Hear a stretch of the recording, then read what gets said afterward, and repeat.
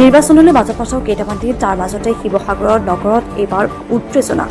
শিৱসাগৰত এক নিৰ্বাচনী উত্তেজনাৰ সৃষ্টি হয়। বিজেপিৰ দলীয় পতাকা জ্বলাই দিয়াক লৈ এইবাৰ উত্তেজনা। দেশৰ দলঙৰ ওপৰত লগাই থোৱা বিজেপিৰ দলীয় পতাকা অজ্ঞাত দুষ্কৃতিকাৰীয়ে জ্বলাই দিয়াৰ এক অভিযোগ। ইয়াৰ পূৰ্বেও বিজেপিৰ দলৰ হৰ্ডিং, বেনাৰ, পোষ্টাৰ আদি ফালি পেলোৱাৰ এক অভিযোগ বিষয়েও অৱগত কৰিছে জিলা প্ৰশাসনক।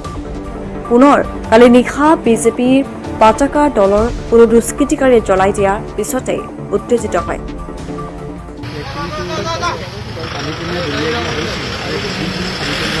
ইতিমধ্যে আমি জিলা প্ৰশাসনক আমি সেইখিনি গোটেই কথাখিনি অৱগত কৰিছোঁ।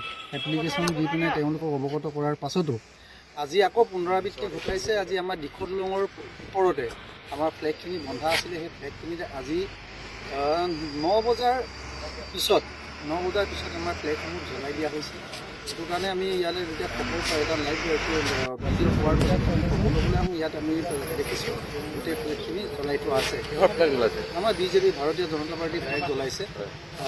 আমি যিহেতু আমি জিলা প্ৰশাসনক আমি জনাইছিলোঁ আজি কেইদিনমানৰ আগত, তেওঁলোকে সেইখিনি আমাক কৰায়ত্ব কৰিব পৰা নাই। যিসকল সেই দুষ্কৃতিকাৰী আছে সেই দুষ্কৃতিকাৰীসকলক অতি শীঘ্ৰে জিলা প্ৰশাসনক অনুৰোধ জনাইছোঁ। তেওঁলোকে অতি শীঘ্ৰে কৰায়ত্ব কৰি উচিত শাস্তি প্ৰদান কৰিব লাগে বুলি আমি অনুৰোধ জনাইছোঁ। বেনাৰ চেনাৰ যথেষ্টখিনি ফালিছে। ইতিমধ্যে আমি কলা বেনাৰখিনি পৰিত্যক্ত অৱস্থাত পৰি থকাৰ কাৰণে আমাৰ অফিচলৈকে আমি তুলি নিওঁ।